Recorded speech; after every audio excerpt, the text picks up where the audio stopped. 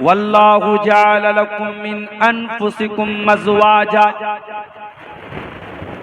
अल्लाह ताला ने तुम्हारे लिए तुम्हारे ही नफ्स में से तुम्हारी बीवियों को बनाया। तुम इंसान हो, तुम मर्द हो, अल्लाह ताला ने तुम्हारे लिए औरत को बनाया, तुम्हारी बीवी को बनाया। इस दुनिया में अगर मर्द अकेला है तो बहुत बड़ी नेमत से महरूम है। जो कुंवारे भाई हमारे हैं वो इस दर्द को बहुत अच्छी तरीके से समझते हैं। अल्लाह ताला ने बनाया है मर्द को औरत के लिए। आदम अलैहिस्सलातु वस्सलाम जन्नत में थे, सारी नेमतें उनके पास थी, लेकिन उनको अल्लाह ताला ने जब हव्वा को बनाया तब जाकर के उनका जीवन कंप्लीट हुआ, उनकी जिंदगी मुकम्मल हुई। जब तक हव्वा नहीं आई थी उनकी जिंदगी मुकम्मल नहीं हुई। तो जो लोग ये कहते हैं कि इस्लाम औरत को सम्मान नहीं देता, उनको जाके बता, अरे इस्लाम तो वो दीन है जो ये कहता है कि इस कायनात की, इस दुनिया की और इंसानियत की शुरुआत हुई है एक मर्द से और एक औरत से। इसीलिए अल्लाह के प्यारे नबी अपने हर खुतबे में कुरान की 3 आयतों को पढ़ा करते थे। उन 3 आयतों में से एक आयत सूरह निसा की भी आप पढ़ते थे, जिसमें अल्लाह ने फरमाया, या अय्युहन्नासुत्तकू रब्बकुम अल्लज़ी खलक़कुम मिन नफ्सिन वाहिदा, ऐ लोगों डरो अपने परवरदिगार से, डरो अपने रब से जिसने तुमको एक जान से यानी आदम से पैदा किया। व खलक़ मिनहा ज़ौजहा, और आदम से उसने हव्वा को बनाया। व बत्त मिनहुमा रिजालन कसीरन व निसाअ, और अल्लाह ने आदम और हव्वा से इंसानी नस्ल को आगे बढ़ाया। इसका मतलब ये हुआ कि आदम जब तक हव्वा के बगैर थे, आदम अधूरे थे, आदम इनकम्प्लीट थे। आदम मुकम्मल हुए हव्वा के पैदा होने के बाद, और जब आदम और हव्वा दोनों पैदा हो गए तो उन दोनों के जरिए फिर इंसानी नस्ल को अल्लाह ताला ने, वही बात अल्लाह ताला कुरान के 14वें पारे में कह रहा है, अपना एहसान जता रहा है, अपना उपकार बयान कर रहा है, अपना एहसान बता रहा है। वल्लाहु जअल लकुम मिन अनफुसिकुम अज़वाजा, अल्लाह ने तुम्हारे लिए तुम्हारे जोड़े बनाए। तुम मर्दों तुम्हारे लिए औरत को बनाया, तुम औरतों तुम्हारे लिए मर्द को बनाया। आजकल पता है क्या हो रहा है? चाइना वगैरह में ऐसे रोबोट बनाए जा रहे हैं कि आदमी को औरत की जरूरत न पड़े, औरत के टाइप का रोबोट बना रहे हैं। औरत के लिए ऐसा रोबोट बना रहे जो मर्द का काम करे, उसको मर्द की जरूरत ना पड़े, वो रोबोट से उसका काम चल जाए। दुनिया इस तरीके के जितने ढकोसले करना चाहे कर ले। अल्लाह ने जो फितरत बनाई है, ये रोबोट के जरिए मर्द औरत की जिंदगी मुकम्मल नहीं हो सकती मेरे प्यारे साथी। इसीलिए अल्लाह ने कुरान के दूसरे पारे में मियां बीवी के रिश्ते को कितने प्यारे अंदाज में अल्लाह ने बयान किया। फरमाया, हुन्ना लिबासुल लकुम व अंतुम लिबासुल लहुन्ना, ऐ पतियों तुम्हारी पत्नियां तुम्हारे लिए लिबास हैं, ऐ शौहरों तुम्हारी बीवियां तुम्हारे लिए लिबास हैं, ऐ बीवियों तुम्हारे शौहर तुम्हारे लिए लिबास है। अब्दुल गफ्फार साहब ब्लेजर पहन के क्यों आए हैं, सदरी क्यों पहनते हैं? उन्हें लगता है कि भाई हमारे ऊपर कुर्ता पैजामा और सदरी या कुर्ता पैजामा ब्लेजर ये लिबास हम पर जचता है, जमता है, अच्छा लगता है, हम इस कपड़े में ठीक ठाक नजर आते हैं, हम वो कपड़ा पहनते हैं। हमारा नौजवान बेचारा वो टी शर्ट क्यों पहनता है, वो जींस की पैंट क्यों पहनता है, कोई औरत वो साड़ी क्यों पहन रही है, वो जो है सलवार और कमीज क्यों पहन रही है? इंसान लिबास वो पहनता है जो लिबास उसको अच्छा लगता है, उसमें वो खूबसूरत नजर आता है। अल्लाह ने फरमाया, हुन्ना लिबासुल लकुम व अंतुम लिबासुल लहुन्ना, मर्दों के लिए शौहर के लिए बीवी लिबास है और बीवी के लिए शौहर लिबास है। इसका मतलब ये हुआ कि दोनों एक दूसरे को सुंदर बनाते हैं। अगर शौहर की जिंदगी से बीवी को निकाल दो, बीवी की जिंदगी से शौहर को निकाल दो, उनकी जिंदगी बदसूरत हो जाएगी, उनकी जिंदगी की सुंदरता खत्म हो जाएगी, उनकी जिंदगी की ब्यूटी खत्म हो जाएगी।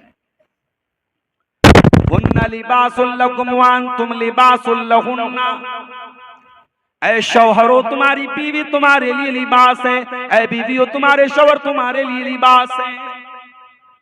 कभी गौर करना मेरे भाइयों, चंद दिनों की शादी के बाद पति पत्नी के बीच में जो प्यार होता है, जो मोहब्बत होती है, सारी जिंदगी माँ बाप के साथ बच्चा रहता है वो मोहब्बत नहीं होती, बहन के साथ भाई रहता है वो मोहब्बत नहीं होती, भाई भाई के साथ रहता है वो मोहब्बत नहीं होती, जो 1 महीने की शादी के बाद हो जाती है। 1 महीना शादी का गुजरता है, लड़का अररिया का रहने वाला है, कटिहार का, सीमांचल का रहने वाला है, उसकी नौकरी लग गई गल्फ में, सऊदी में, कुवैत में, दुबई में नौकरी लग गई। लड़का नौकरी के लिए बाहर जा रहा है, टिकट बन गया, वीजा आ गया, लड़के ने बैग पैक किया, जैसे ही घर के बाहर जाने लगा, उसकी बीवी, जिसको उसके घर में आए सिर्फ 1 महीना हुआ है, बीवी लिपट करके रोने लगती। उतना माँ भी नहीं रोई, उतना भाई भी नहीं रोए, उतना बाप भी नहीं रोया। वो बीवी जो भी 1 महीना हुआ है निकाह करके तेरे घर में आई है, वो बीवी क्यों रो रही है? वो नकली आंसू नहीं बहा रही है, वो झूठे आंसू नहीं बहा रही है, वो सच्चे आंसू बहा रही है। वो क्यों रो रही है? उसके दिल में ये प्रेम कहां से आया, ये प्यार कहां से आया? ये इंस्टाग्राम से नहीं आया, ये स्नैपचैट से नहीं आया, ये व्हाट्सएप से नहीं आया, ये फेसबुक से नहीं आया, ये सोशल मीडिया से नहीं आया, ये किसी हराम तरीके से नहीं आया। ये प्रेम, ये प्यार, ये मोहब्बत जो बीवी के दिल में शौहर का पैदा हुआ है, जो शौहर के दिल में बीवी की पैदा हुई है, ये मोहब्बत अल्लाह ने पैदा की है। हुन्ना लिबासुल लकुम व अंतुम लिबासुल लहुन्ना। औरत, शौहर अपनी बीवी के लिए लिबास है, बीवी अपने शौहर के लिए लिबास है। और अल्लाह ने बड़ी प्यारी बात कही, फरमाया अल्लाह ने तुम्हारे जोड़े तुम ही में से बनाए। इंसान का जोड़ा इंसान से बनाया, मर्द के लिए औरत को बनाया। ऐसा नहीं कि इंसान की शादी जिन्नात से हो जाए। ये कभी कभी जो लोग कहते हैं फला जिन्नात औरत के ऊपर सवार हो गया, औरत को परेशान कर रहा है, 99% वो फ्रॉड होता है, झूठ होता है, लड़की का कहीं और चक्कर होता है और वो ये कहती है जिन्नात मुझे परेशान कर रहा है। कई केस हुए हैं ऐसे, जब उन लड़कियों को धमकाया जाता है और अकेले में जब उनसे पूछताछ की जाती है तब मालूम होता है घर वाले शादी कहीं और कर रहे हैं और उसकी सेटिंग कहीं और वो मामला क्या है? जिन्नात परेशान कर रहा है, जिन्नात परेशान कर रहा है। जिन्नात किसी जिन होते हैं दुनिया में, जिन्नात हैं, और जिन्नात में भी मेल और फीमेल दोनों होते हैं।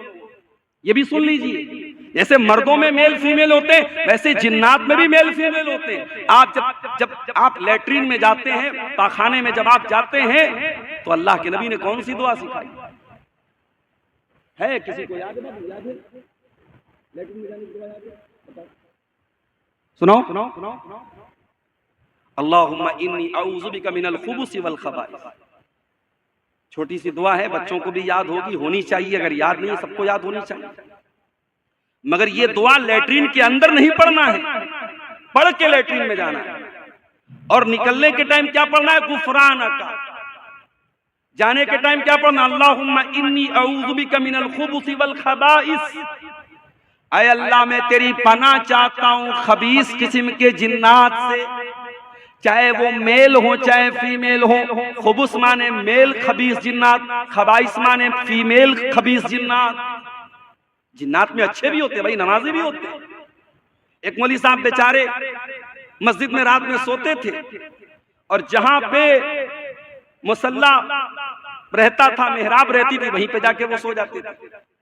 सुबह उठते थे तो बेचारे देखते थे किनारे पड़े हैं, सोचते थे यार मैं रात में बीच में सोया था, सुबह में किनारे कैसे चला गया। रोजाना होता क्या था कि जिन्नात रात में तहज्जुद पढ़ने आते थे और मौलवी साहब को उठा के किनारे कर देते थे। और मौलवी साहब बेचारे समझ नहीं पाते थे, वो फिर रोजाना वही सोते थे। तो एक दिन उनकी नींद खुली तो जिन्नात का कोई सरदार था, उसने आया, उसने कहा भाई साहब जगह बदल दो वरना हम तो बहुत मारेंगे तुमको, तुम हमारी नमाज पढ़ने की जगह क्यों लेट। तो डर गए, रात में कौन आ गया मस्जिद के अंदर। तो जिन्नात होते हैं, अच्छे भी होते हैं, नमाजी भी होते हैं, लेकिन जिन्नात में जो खबीस किस्म के जिन्नात होते हैं उनको शैतान कहते हैं। लेकिन जिन्नात के अंदर जो मेल होते हैं और जो फीमेल होते हैं उनका रिलेशन उन्हीं से बनता है। जिन्नात में से कोई मेल इंसानों की फीमेल के साथ रिलेशनशिप नहीं बना सकता, ये सिस्टम ही अल्लाह ने नहीं बनाया। वल्लाहु जअल लकुम मिन अनफुसिकुम अज़वाजा, अल्लाह ने तुम्हारा जोड़ा तुम ही में से बनाया, इंसान का जोड़ा इंसान में से, जिन्नात का जोड़ा जिन्नात में से, जानवर का जोड़ा जानवर में से। एक एहसान तो अल्लाह ने ये किया, हमारा जोड़ा बनाया। अल्लाह ने मेल के लिए फीमेल को बनाया, मर्द के लिए औरत को बनाया, महिला के लिए पुरुष को बनाया, पुरुष के लिए महिला को बनाया। वल्लाहु जअल लकुम मिन अनफुसिकुम अज़वाजा व जअल लकुम मिन अज़वाजिकुम बनीना व हफ़दा। और अल्लाह ताला ने जब तुमको बीवी अता फरमाई, जब तुमने निकाह कर लिया, जब तुमने शादी कर ली, तो तुम्हें तुम्हारी बीवी से अल्लाह ताला ने औलाद दे दी, बनीना बेटे दे दिए, औलाद दे दी, छेले दे दी, मैं दे दी। क्या बोलते, छेले और नहीं बोलते ना, तुमको छेला छेली दे दिए, छेले और मैं दे दिए, लड़का लड़की दे दिए। वह हफदा, और फिर उस औलाद की औलाद दे दी। बेटा अगर है, बेटे की औलाद क्या बोलते हैं शेरशाबादी में, बेटे की औलाद पोता पोती बोलते हैं, कर्नाटक में पौत्रा पौत्री बोलते हैं, कहीं उधर पंजाब हरियाणा में छोकरा छोकरी बोलते हैं। अलग अलग लैंग्वेज है भाई। हमारे बनारस में लड़का लड़की बोलते हैं, पोता पोती बोलते हैं, और बेटी की औलाद को क्या बोलते हैं, नाती नतनी या नवासा या नवासी। तो तुमको ये नवासे नवासी कैसे हुए, तुम्हें पोते कैसे, तुम दादा कैसे बने, तुम नाना कैसे बने, तुम दादा बाद में बने, तुम नाना बाद में बने, पहले तुम शौहर बने। जब तक तुम शौहर नहीं बने, तुम्हारी मैडम जी तुम्हारे घर में नहीं आ गई, तुम्हारी श्रीमती जी, तुम्हारी अहलिया, तुम्हारी बीवी, जब तक वो तुम्हारे घर में नहीं आई, न तुम बाप बने, न तुम दादा बने, न तुम नाना बने। अगर दादा बने, नाना बने, तुमको औलाद मिली, तुमको बेटे मिले, तुमको बेटियां मिली, अल्लाह कह रहा है तुम्हारी बीवी से मिली। इसलिए बीवियों की कदर करो मेरे प्यारे साथी, उनको नौकरानी मत समझो, उनको जानवर मत समझो, उनको गुलाम मत समझो। अल्लाह ने तुम्हारी नस्ल को आगे बढ़ाने के लिए तुम्हारी बीवियों को बनाया है। अगर ये औरत तुम्हारी जिंदगी में ना आए, तुम्हारी नस्लें आगे नहीं बढ़ सकती। न तुम बाप बन सकते हो, न दादा बन सकते हो, न पुत्र न नाना बन सकते हो। तुम्हें औलाद अगर मिली है तो इन बीवी से मिली। औलाद अल्लाह की बहुत बड़ी नेमत है मेरे साथ। ये औलाद इतनी बड़ी नेमत है, जिसकी शादी के 4-5 साल हो गए और घर में कोई बच्चा नहीं है, उस औरत से जाके पूछो वो कितनी बेबसी महसूस करती है जब लोग उसको ताना मारते हैं, अरे इसकी शादी को 5 साल हो गए, इसको अभी तक बेटा नहीं हुआ। औरतें ताना मारती, उस आदमी के ऊपर लोग सवाल उठाने लगते हैं, अरे तेरी शादी को 5 साल हो गए, तुझे औलाद क्यों नहीं हो रही। वो बेचारा सफाई देता है, नहीं नहीं मेरे अंदर कोई कमी नहीं है, डॉक्टरों की सारी रिपोर्ट क्लियर है, मेडिकल की सारी रिपोर्ट क्लियर है, डॉक्टर कह रहे हैं बस अल्लाह की मर्जी है, तुम्हें औलाद हो सकती है। ये औलाद कितनी बड़ी नेमत है। उस इंसान से पूछो जिसके घर में बच्चे नहीं हैं, जिसके आंगन में बच्चों की मुस्कुराहट नहीं है, जिसकी गोद में कोई बच्चा नहीं है, उस औरत से जाके पूछो, उस आदमी से जाके पूछो।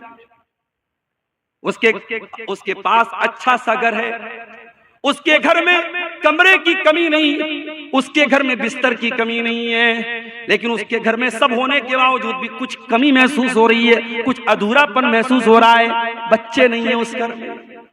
औलाद बहुत बड़ी नेमत है मेरे प्यारे। इसीलिए अल्लाह ताला कुरान के 15वें पारे में कहता है, अल मालु वल बनून ज़ीनतुल हयातिद दुनिया वल बाक़ियातुस सालिहातु खैरुन इंदा रब्बिका सवाबन व खैरुन अमला। ऐ मेरे बंदो, माल और औलाद ये दुनिया की खूबसूरती है, दुनिया की जिंदगी की जीनत है, दुनिया की सुंदरता है, दुनिया का आकर्षण है, दुनिया की ब्यूटी है। अगर दुनिया के अंदर से माल को निकाल दो, औलाद को निकाल दो, दुनिया आपके लिए बेरंग हो जाएगी, ब्लैक एंड व्हाइट हो जाएगी। हमारे एक बड़े बुजुर्ग कहते हैं कि दुनिया में 2 चीजें बड़ी अहम है, एक इंसान के पास माल होना चाहिए, एक ताकत होना चाहिए। पूछा गया क्यों? कहा कि जोर से जंग है पैसे से रंग है। अगर आपके पास जोर है, ताकत है, आप सामने वाले से जंग कर सकते हैं। ताकत नहीं, जो आएगा मार के पीट के चला जाएगा। और पैसा अगर है तो समाज में आपकी एक धाक रहेगी, एक आपका पावर रहेगा, आपकी एक शक्ति रहेगी। अगर पैसा नहीं है तो कोई आपका कोई रंग नहीं रहेगा। तो जोर से जंग और पैसे से रंग। अल्लाह ताला भी यही बात कह रहा है, अल मालु वल बनून ज़ीनतुल हयातिद दुनिया। ऐ मेरे बंदो, माल भी दुनिया की जीनत है, औलाद भी दुनिया की जीनत है, लेकिन मरने के बाद जब तुम अल्लाह के पास चले जाओगे, ना ये माल तुम्हारे काम आएगा, ना औलाद काम आएगी। वल बाक़ियातुस सालिहा, अल्लाह ताला क्या, अगर कोई चीज बाकी रहेगी, तुम्हारी नेकियां बाकी रहेंगी, तुम्हारे अच्छे अमल बाकी रहेंगे। तुमने जो नमाज पढ़ी है, तुमने जो कुरान पढ़ा है, तुमने जो दान पुण्य किया है, तुमने जो सदका खैरात किया है, तुमने जो हज उमरा किया है, अल्लाह ताला के तुम्हारी यही नेकियां बाकी रहेंगी, यही नेकियां काम आएंगी। तो औलाद बहुत बड़ी नेमत है मेरे प्यारे साथी। लेकिन हाँ, ये औलाद अगर आपको मिली है, दुनिया में करोड़ों लोगों को औलाद नहीं मिली। अगर आपके घर में औलाद है और आप बच्चों के बाप हैं, आपके घर में बेटी है, बेटा है, तो मेरी प्यारी माँ और बहनों, आप भी सुन लीजिए और मेरे भाइयों आप भी सुन लीजिए। औलाद बहुत बड़ी नेमत भी है और बहुत बड़ी रिस्पॉन्सिबिलिटी भी है, बहुत बड़ा दायित्व भी है, बहुत बड़ा कर्तव्य भी है, बहुत बड़ी जिम्मेदारी भी है। अल्लाह के प्यारे नबी फरमाते हैं, बड़े गौर से सुनिएगा, कुल्लुकुम राइन व कुल्लुकुम मसऊलुन अन रइयतिही। तुम में से हर इंसान जिम्मेदार है और उसकी जिम्मेदारी के बारे में कयामत के दिन सवाल किया जाएगा। फर्रजुल राइन अला अहली बैतिही, आदमी अपने घर वालों का जिम्मेदार है और घर वालों के बारे में उसको हिसाब देना पड़ेगा। वल मरअतु राइयतुन अला बैति ज़ौजिहा, और औरत अपने घर की जिम्मेदार है, घर के अंदर क्या चल रहा है औरत से पूछा जाएगा। तू पांचों टाइम की नमाज पढ़ती थी, तेरी जवान बेटी रात में क्या करती थी? तेरी जवान बेटी के पास ये महंगा फोन कहां से आया? ये 2-2 हजार का पर्स कहां से आया? तेरी जवान बेटी घर से निकलती थी, सुबह आती थी, शाम को तूने कभी पलट के पूछा नहीं तू कहां गई थी? पूछा जाएगा औरत से, पूछा जाएगा बाप से, पूछा जाएगा मां से। अगर मां बनी हो, अगर बाप बने हो, तो आंखें बंद करके न बैठो मेरे भाइयों, जिम्मेदार माँ बाप बनो। अल्लाह ताला ने बहुत बड़ी जिम्मेदारी आपके कंधे पर डाली। लोग हदीस सुनाते हैं, माँ के पैरों के नीचे जन्नत है, बाप जन्नत का दरवाजा है। वो हदीस है, बिल्कुल सही हदीस है, मैं मानता हूं, मगर एक और हदीस आपको सुनाता हूं, सुन लीजिए। माँ के पैरों के नीचे जन्नत है, बाप जन्नत का दरवाजा है, मगर ये हदीस भी कान खोल के सुन लेना। अल्लाह के प्यारे नबी फरमाते हैं, सही मुस्लिम की रिवायत है, मा मिन अब्दिन यस्तरईहिल्लाहु रईयतन सुम्मा यमूतु यौमा यमूतु व हुवा गाशुन लिरईयतिही इल्ला हर्रमल्लाहु अलैहिल जन्नह।